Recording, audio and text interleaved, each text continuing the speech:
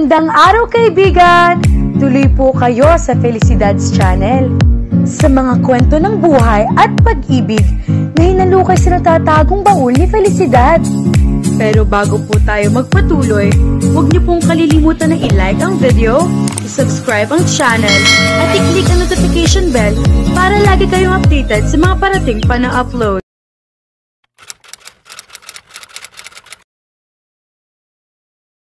Hindi sanay si Kelly na maglabas ng saloobin niya sa ibang tao, kahit pa sa mga magulang niya.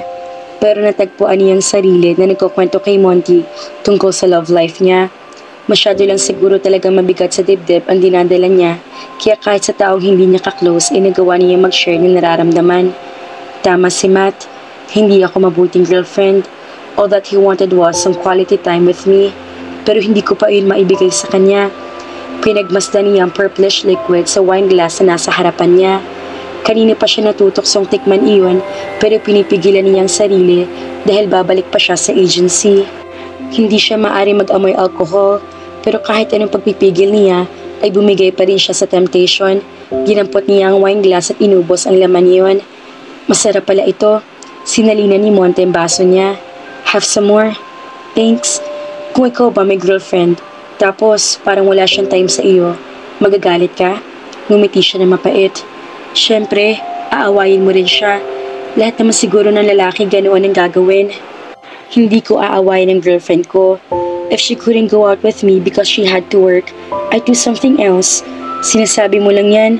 Sooner or later, magsasawa ka rin sa kakapasensya sa kanya. Inubos ulit niya ang wine at humingi ng panibago dito. I don't treat my girlfriends as if they were a way to kill time or my boredom. Aawayin ko lang siya kung hindi trabaho ang pinagkakaabalahan niya, let's say, ibang lalaki.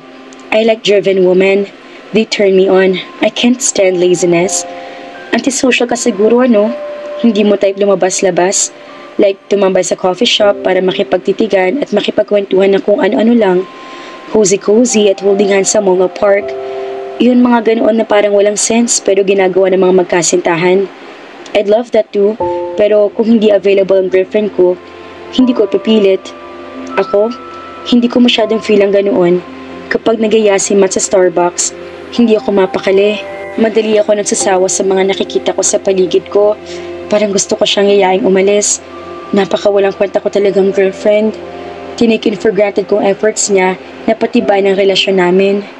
Hindi ko ma-appreciate na willing siyang maupo na matagal sa isang lugar para makakwentuhan ako. How long have you two been together?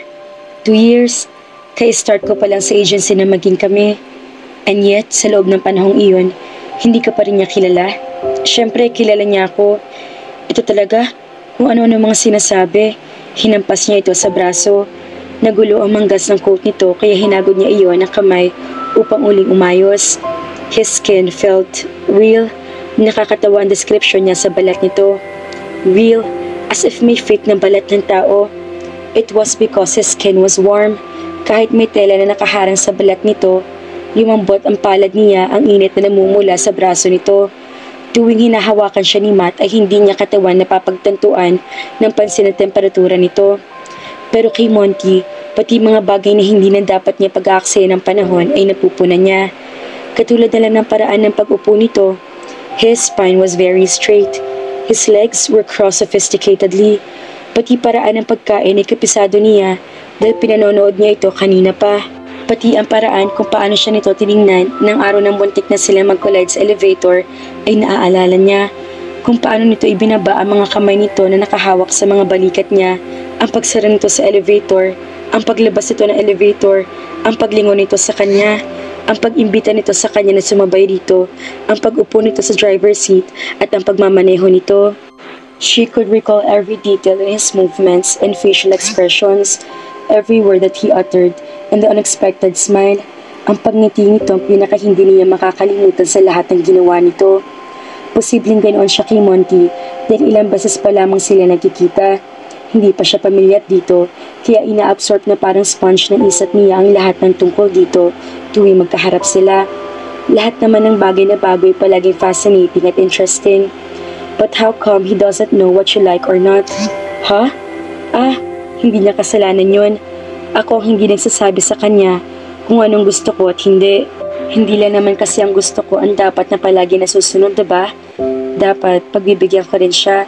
Hindi naman ako mamamatay kung sasamahan ko siya mag-Starbucks. Dapat ay ibinibigay niya ang lahat ng gusto mo dahil girlfriend ka niya.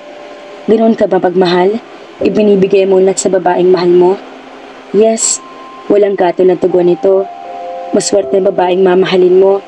Napagtunto niya na sa dami ng magagandang katingian nito ay imposibleng wala itong girlfriend. Ang ibig kong sabihin ang swerte ng girlfriend mo. I don't have one. Nakakagulat ang deklarasyon nito. Si Monte Alegria, isang bachelor, sobrang hindi ka panipaniwala iyon dahil wala yatang babae na makakakita rito ang hindi magkakakrush dito. Nagkaroon siya ng konklusyon na hindi ito nanligaw dahil kung may nililigawan ito, ay siguradong sinagot na ito. Naging busy ka siguro sa kakatrabaho. Tanging iyon eksplanasyong naisip niya kung bakit napabayaan ito ang personal na buhay nito sa matagal na panahon. Yes, I tried to focus all my attention in my business, though it was difficult. Hinawakan niya ito sa braso. Huwag ganyan. Isa kang malaking kawalan sa mga babaeng Monte Alegria. Maligo ka naman at paligayahin mo ang isang manalulungkot na kabaro ni Eva, okay? Nakataas ang mga kilay nito habang nakatingin siya. Sinulyapan nito ang kamay niya sa braso nito. Sa halip at tanggalin iyon, ay mas diniinan pa niya ang pagkakahawak dito. Okay? Tanong ulit niya. Hindi niya gusto na nagpapakalunod ito sa trabaho. A kind-heart person like him had so much love to give. Nararamdaman niya iyon. Sayang kung walang babae makakatanggap ng pagmamahal nitong iyon. Okay, ngumiti ito na tila nag-iisip. Good. Aasahan kong pangako mo. At kapag naka-girlfriend ka, huwag mong kalilimutan ipakilala siya sa akin. Sure, whatever that will make you happy, Kelly. Pagkatapos tulungan si Kelly na umupo sa backseat ng taxi, ay tumawag si Monte sa agency na pinapasukan nito. Saan tayo, boss? Tanong ng driver. Just drive ahead. Pag-i-instruct niya rito, nag-dial siya sa cellphone. Hello? Hello, who's this? Monte of Overview Incorporation. Mr. Alegria, it's nice to hear from you again. Nahinuhan niya na ang boss ni Kelly ang kausap niya, si Mrs. Bermudez. May problema ba sa agreement paper na ipinadala ko? No, nothing. I just called up to say that your secretary is with me. I'm afraid na hindi na siya makakabalik sa opisina niyo. She's, well, drunk. Oh, is it okay if I ask for her home address? I plan to take her home. Just wait for a second, Mr. Alegria. Nawala ito sa linya. Maya-maya'y bumalik ito at idinikta ang impormasyong hinihingi niya. May naalala siya. Can I get her parents' address instead? Natatandaan niya na sinabi sa kanya noon ni Kelly na sa Fairview nakatira mga magulang nito. Kung tama siya ng hinala, ay mag-isa lamang ito nakatira sa apartment nito. Mabuti na ihatid niya ito sa bahay ng mga magulang nito upang may mag-asikaso rito. Thank you, wika niya na makuhang kailangan niya. Ibinalik niya sa bulsa ang cellphone. Sinabi niya sa driver ang eksaktong lugar ng paghahatiran nito sa kanila. Sinulyapan niya si Kelly. Nakasandal ito sa upuan at mahimbing na natutulog. Hindi siya nagigilty na hinayaan niya ito magpakalasing. Nakita niya kanina kung gaano ito ka-disappointed sa nangyari sa pagitan nito at ng boyfriend nito. May palagay rin siya na hindi iyon ang kauna-unahang pagkakataon na nangyaring ganong eksena sa mga ito. Napatunayan naman niya na tamang kanyang hinala nang makausap sila ni Kelly sa restaurant. Her relationship with her boyfriend had been on the rocks for a long time now. He could just imagine kung gaano katagal na ito mainiindang sakit sa kalooban na itinatago nito. Naisip niya na kailangan nitong pakawalan ang bigat sa dibdib nito kahit isang beses lamang. Makakatulong iyon upang gumaan ang pakiramdam nito. I hope that would be the last time that you allow yourself to get hurt by that jerk. Naiinis siya na hinayaan nitong pagsalitaan nito ng boyfriend nito ng mga masasakit na salita. And in the first place, bakit ito pumatos sa ganoon kayabang na lalaki? So what if he was a manager in a big company? It was still not his company after all. So what was he bragging about? Napabuntong hininga siya. Totoo nga siguro na mayabang ang boyfriend ni Kelly. Pero wala pa rin siyang karapatang questionin ang choice ni Kelly kung sino ang lalaki nais itong mahalin. And it was that arrogant jerk, unfortunately. Marahil ay may nakita ito sa lalaking iyon.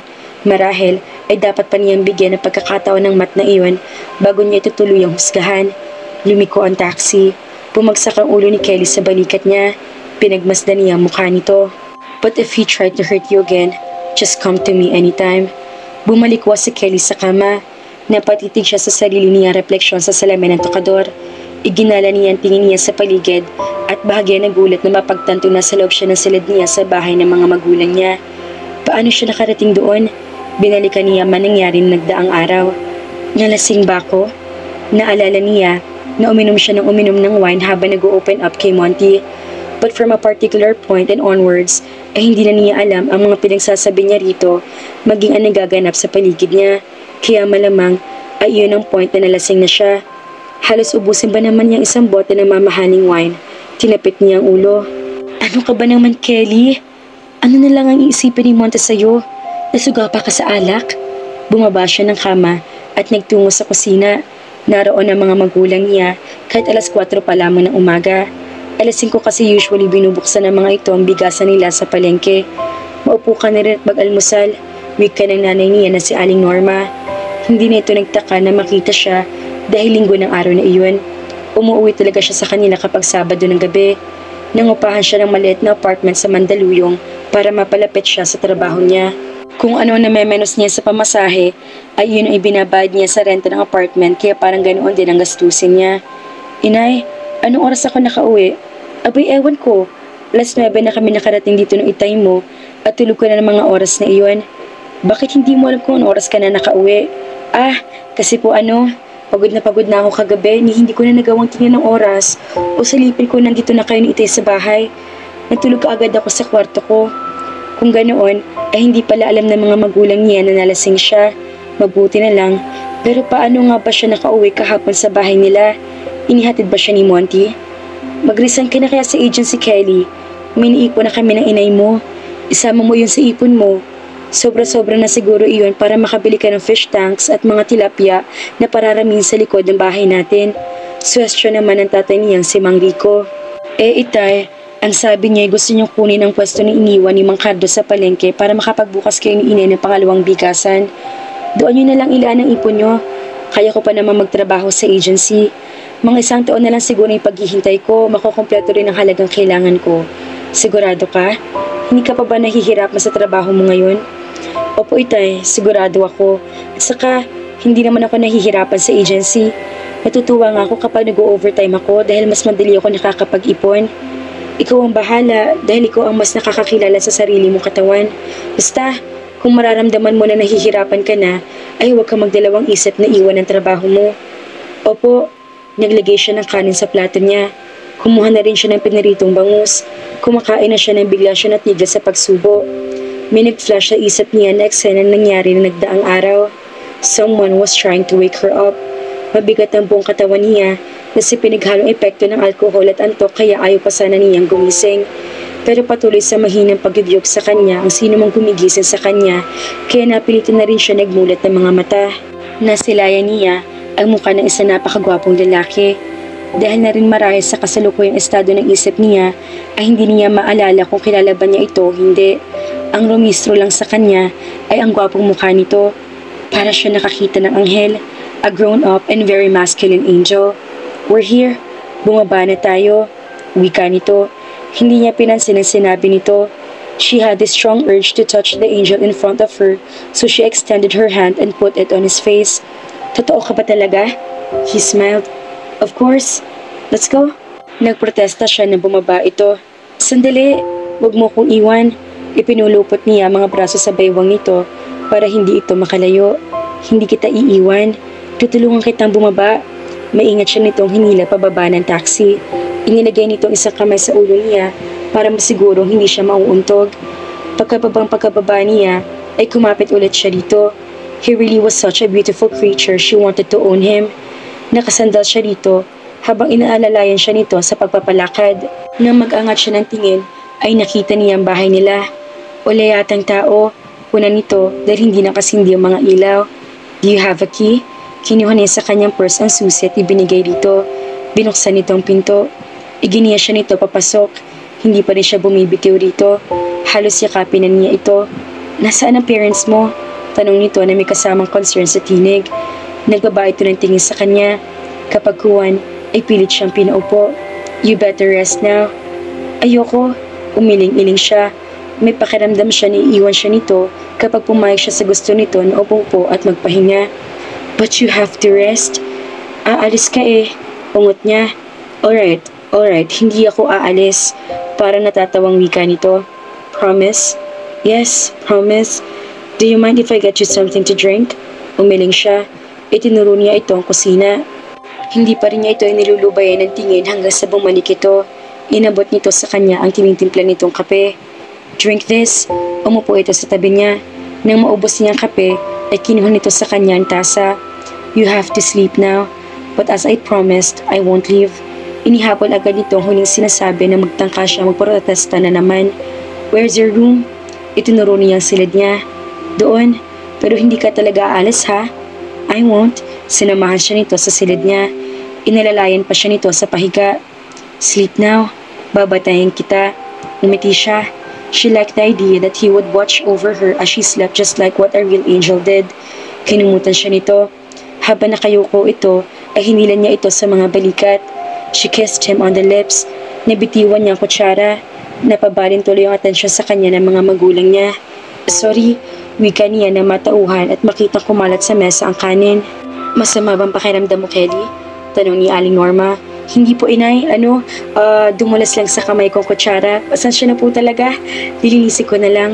Nangyari ba talaga kahapon ang lahat na naisip niya? Kung totoo nga mga iyon, lagot na. Ano na lang ang isipin ni Monte sa kanya ngayon? Totoo nga kayang hinalikan ni Kelly sa lips si Monty, mga ka-Felicidad. Mukhang wala siyang maihaharap na mukha sa binata. Kaya naman, abangan!